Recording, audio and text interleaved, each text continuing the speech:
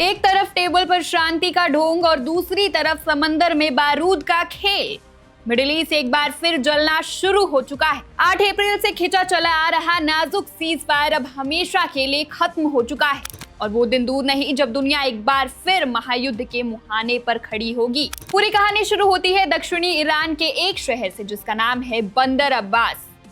अमेरिकी सेना यानी सेंटकॉम ने अचानक दक्षिणी ईरान पर ताजा और जबरदस्त हमले की निशाना किया था। अमेरिकी सेना का कहना है कि उन्होंने ईरान की उन मिसाइल लॉन्च साइट्स और बोट्स को तबाह कर दिया जिन पर आरोप था कि वो समुद्र में गुपचुप तरीके से माइंस बिछाने की कोशिश कर रही थी।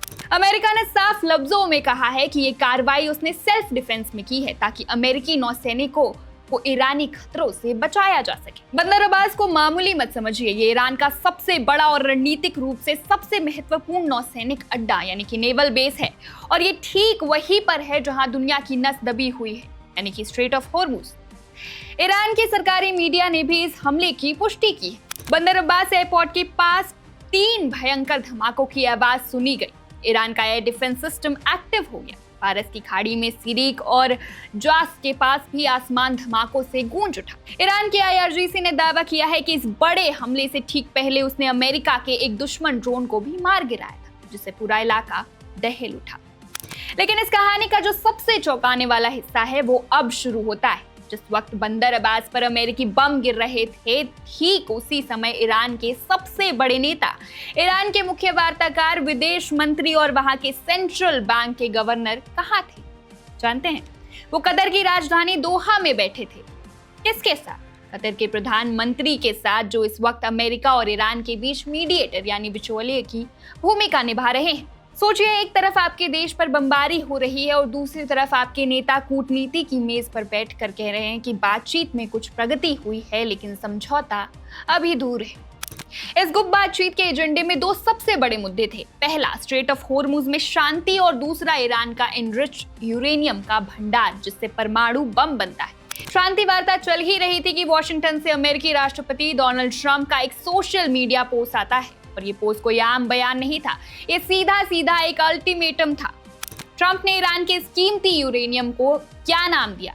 न्यूक्लियर डस्ट यानी परमाणु धूल। ट्रंप ने साफ कह दिया है कि या तो ईरान अपना सारा संवर्धित यूरेनियम तुरंत अमेरिका को सौंप दे ताकि उसे नष्ट किया जा सके या फिर ईरान के अंदर ही अंतर्राष्ट्रीय निगरानी में उसे तुरंत खत्म कर दिया जाए। कोई कूटनीति नरमी नहीं, कोई मीठी बातें नहीं, सीधा संदेश, या तो चुपचाप सौंप दो या फिर इसे अपनी आंखों के सामने जलते हुए देखो। और ट्रंप यही नहीं रुके, उन्होंने एक और ऐसी मांग रख दी जिसने मिडिल ईस्ट के देशों के होश उड़ा दिए। ट्रंप ने कहा कि वो चाहते हैं कि सऊदी अरब, UAE, कतर, पाकिस्तान, मिस्र, तुर्की, बहरीन और जॉर्डन जैसे तमाम बड़े मुस्लिम और अरब देश ईरान के साथ होने वाले किसी भी अंतिम शांति समझौते के तहत अब्राहम अकॉर्ड्स पर दस्तखत करें, यानी इजराइल के साथ अपने रिश्तों को सामान्य बनाएं। ट्रंप ने दावा किया कि वो इन सभी नेताओं से बात कर चुके हैं। लेकिन ट्रंप की ये महत्वाकांक्षा सीधे जाकर एक बहुत बड़ी और मजबूत दीवार से टकरा गई। क्यों?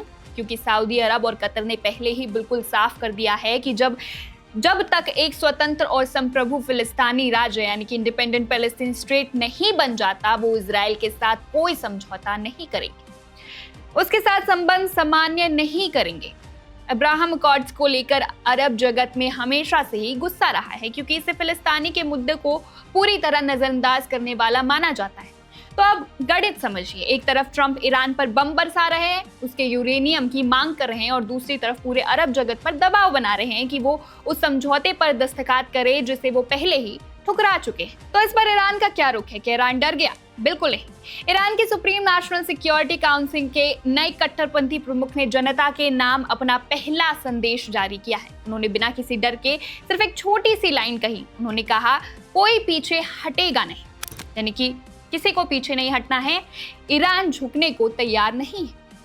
8 अप्रैल को जो एक बेहद नाजुक युद्ध विराम लागू हुआ था जिसके दम पर दुनिया ने राहत की सांस ली थी, वो युद्ध विराम अब इन नए हमलों, ट्रंप की कठोर मांगों और चारों तरफ से बढ़ते राजनीतिक दबाव के बोझ तले टूटता हुआ, बिखरता हुआ दिखाई दे रहा है। स्ट्रेट ऑफ हॉर्मुज आज सिर्फ एक समुद्री रास्ता नहीं रह गया है, ये पूरी दुनिया की अर्थव्यवस्था और शांति प्रक्रिया का गला घोटने वाला वो फंदा बन चुका है जिसे दोनों तरफ से खींचा जा रहा है। अमेरिका और ईरान दोनों इस वक्त समंदर के उसी किनारे पर खड़े हैं। दोनों शांति चाहते हैं, लेकिन दोनों के लिए शांति की परिभाषा बिल्कुल अलग है। अमेरिका चाहता है कि ईरान घुटने टेक दे और ईरान चाहता है कि अमेरिका उसकी सारी शर्तें मान ले। अब देखना ये होगा कि क्या दोहा की मेज पर बैठी कूटनीति जीतेगी या फिर बंदर अब्बास के समंदर में गिरता हुआ बारूद पूरी दुनिया को एक नए विनाश की तरफ ले जाएगा।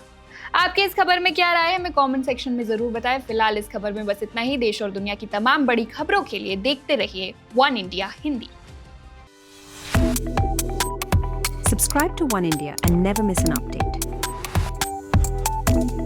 Download the One India app now.